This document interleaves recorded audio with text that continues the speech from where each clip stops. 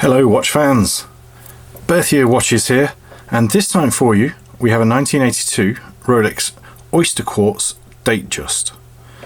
Now the Oysterquartz was the only quartz regulated watch or watch range that Rolex made.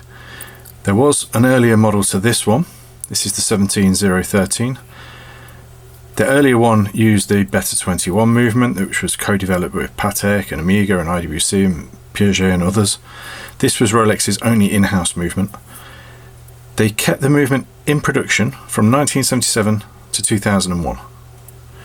That's quite a remarkable run for a quartz movement.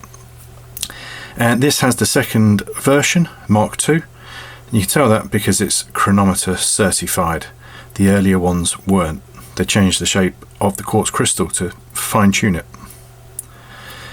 Now, I've wanted one of these for a long time, partly because they have this very cool brutalist case shape, which is almost unique to the Oysterquartz, and they have this integrated bracelet with gold links in the middle. Now, these aren't plated. We don't know if they're 14 karat or 18 karat, depends if it went to America initially or not. We just won't know. Same with the bezel. The bezel has somewhere, I've seen sharper datejust bezels, but it is from 1982. It's entitled to have a little bit of wear.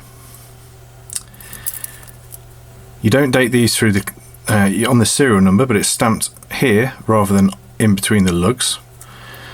It's got the original an original clasp, but it's stamped with an S for a service clasp, or it's from 1994 and replaced then as a service item. Anyway, it's an original Rolex part. And the critical thing with these is to make sure the bracelet is the right length for you, and an awful lot aren't.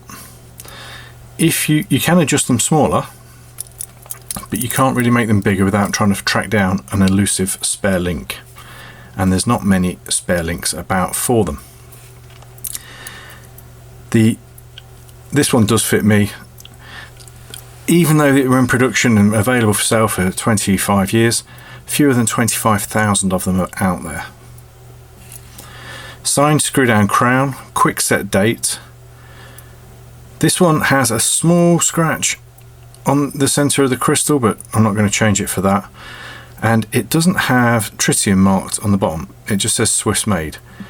We have got the new book on just the Rolex Datejust vintage watches, and some watches didn't have tritium marked on there, even though it's on the hands and dial. Other watches, where definitely didn't have any, still had tritium marked on the dial, and that's in the reference book for Datejust. So a little confused with that. Everything looks okay, looks right, but it just doesn't have the T either side of Swiss made. Full disclosure for you, you may not have looked. What it does have is the open 6 and open 9s on the calendar wheel. Very typical Rolex feature. Now I'm going to put this on. It's a bit clunky putting these on this video in the setup we have, but I want to show you. I want to do a wrist roll if I can, because much like the Royal Oak, the way that these sit on the wrist and the way that the bracelet reflects the light is one of the enduring appeals of them. Very shiny clasp at the back. You could dull that down should you wish. But yeah, so this is very rare by Rolex standards. Historically interesting. Running perfectly. Good length bracelet. And available now at birthyearwatches.com. You won't get too many chances to buy one of these. Apologies for the slightly longer video, but I feel this watch deserves it. And we'll see you again next time.